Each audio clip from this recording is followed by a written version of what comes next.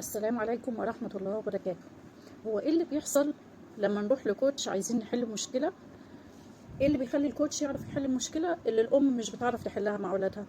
باختصار كده، الام لما بتحصل مشكلة او سلوك سلبي من ابنها بيبقى كل تركيزها على السلوك السلبي اللي حصل او الموقف اللي احنا بنقول عليه المثير اللي استفز غضبها او عصبيتها، وبالتالي بناء على تركيزها ده بتاخد رد فعل مش بيوصلها النتيجة او ممكن يعقد المشكلة اكتر.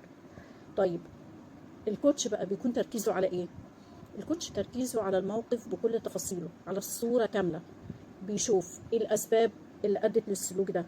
طب هل الاسباب دي معناها احتياج، رغبة؟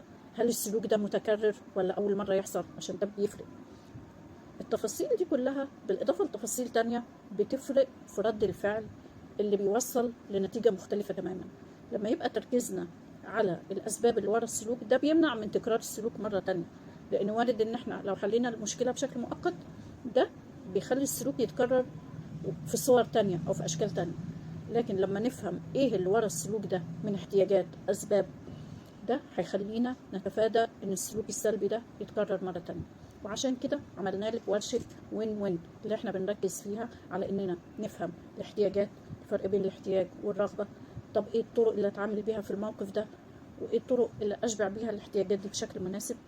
لو عايزة تلحقي اخر مقعدين، اللينك في الكابشن. والسلام عليكم ورحمة الله وبركاته.